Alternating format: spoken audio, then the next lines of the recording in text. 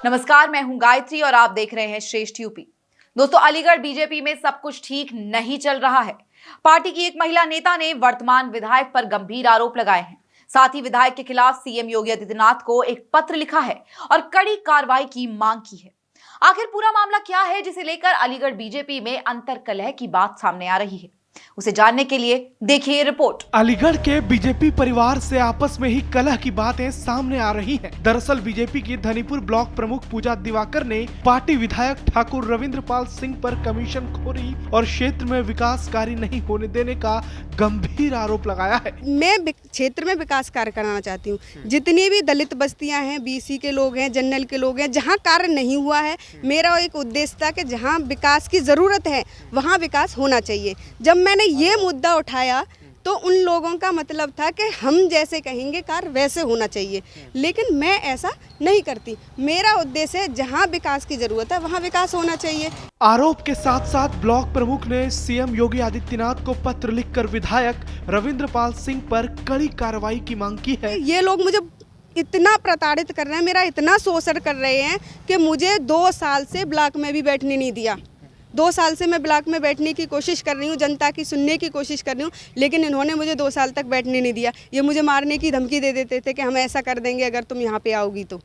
अब मुख्यमंत्री को किस तरह का पत्र लिखा है? मैंने माननीय मुख्यमंत्री जी के लिए पत्र लिखा है कि जो माननीय विधायक जी भारतीय जनता पार्टी की एक ब्लॉक प्रमुख, जो सत्ता की ब्लॉक प्रमुख पर सत्ता के ही विधायक अगर आरोप लगा रहे हैं तो मैं उनसे ये कहना चाहती हूँ कि उनकी भी तो जांच कराई जाए। वहीं बीजेपी विधायक रविंद्रपाल सिंह का कहना है कि ब्लॉक प्रमुख बीजेपी की है ही नहीं, उनका सपा से रिश्ता है।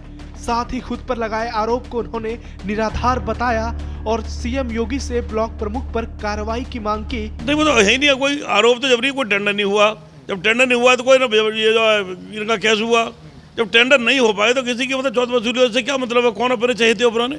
हम कहते हैं किसी को कोई टेंडर डाले, प्रक्रिया को पारदर्शी होना चाहिए। जब भी टेंडर खुले तो टेंडर सभी के सामने खुलने चाहिए, जिसका बिलो निकलता है उसको टेंडर दिया जाए। तो आप इस मामले को लेकर सीएम साहब से मिलेंगे या किस तरह की? जरूरत ही नहीं मिलने की। ये तो यहाँ के हमारे जिलाधिकारी सीडीओ हैं, यहाँ पर ये देखेंगे किसी कमी है, जैसी कमी है उस पर कार्रवाई होगी। टेंडर नेस्ट हो गए। हत्या का आरोप लगा रही हैं वो आप पे कि आप ये वो कुछ भी कहे उसका कोई दम नहीं है। जो कुछ भी वो बोल सकता है वो, हमारे काम ये नहीं है कि हम हत्या कराएं वो करें। उनके जो दिमाग आए वो करे। वो अपनी गलीबानों पहले झाँके देखे हमने क्या किया है और हम क्या करने जा रही थी। जो जांच हुई है, जांच में स्पष्ट हो गया है। अलीगढ़ बीजेपी में मची घमासान को लेकर विपक्ष ने भी भ्रष्टाचार और महिला सम्मान को लेकर बीजेपी पर निशाना साधा। साथ ही बीजेपी विधायक पर कार्रवाई की बात की। उन्होंने गंभीर आरोप लगाए, उसके बावजूद ये सरकार कहीं न कहीं कानों में रुई ठूस के बैठी हुई है। ये एक बड़ा प्रकरण है, एक बहुत बड़ा घोटाला इसके अंदर उजागर हो सकता है।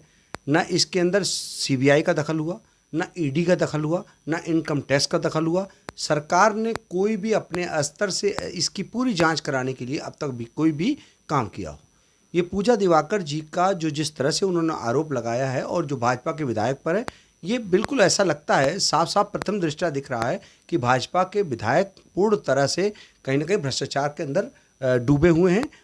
महिला सशक्तिकरण की बात करने वाली पार्टी अगर आज महिला को ये आरोप लगा रही है तो उस पर जो है विशेषता पार्टी हाईकमान को इसको प्रमुख तौर से लेना चाहिए कि जो इस प्रकार की बात हो रही है तो कहीं लेन देन की बात ज़रूर शामिल है।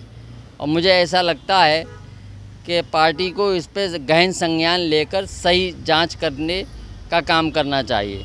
उन्होंने मुख्यमंत्री को भी एक पत्र लिखा है जिसमें कह रही हैं कि भाजपा विधायक पर तमाम आरोप लगे हैं, जांच की बात कर रही हैं, क्या कहेंगे? माननीय मुख्यमंत्री उत्तर प्रदेश जो है महिला सशक्तिकरण की तो वैसे ही बात करते हैं, तो उन्हें तो पहले ही संज्ञान लेना चाहिए इसका। आपने तमाम नेताओं की बातें सुनी, पक्ष और विपक्ष दोनों की। अब देखना ये होगा कि बीजेपी इस अंतर्कलह को कैसे सुलझाती है और यदि विधायक दोषी पाए जाते हैं तो उन पर क्या कार्रवाई होती है, क्योंकि लोकसभा के बाद प्रदेश में 2027 में विधानसभा चुनाव होंगे। ऐसे में बीजेपी में मची घमासान पार्टी के लिए दोबारा मुश्किल खड़ी कर सकती है, जैसे कि हाल के लोकसभा चुनाव में देखने को मिला। ब्यूरो रिपोर्ट, श्रेष्ठ यूपी। इस खबर में फिलहाल इतना ही। उत्तर प्रदेश और देश दुनिया से जुड़ी तमाम अहम खबरों के लिए देखना ना भूले श्रेष्ठ यूपी। यूपी की हर खबर देखने और उनसे अपडेट रहने के लिए हमारे चैनल श्रेष्ठ यूपी को सब्सक्राइब और लाइक करें। साथ ही बेल आइकन को दबाना ना भूलें, जिससे हमारे हर वीडियो की जानकारी आप तक पहुंचती रहे।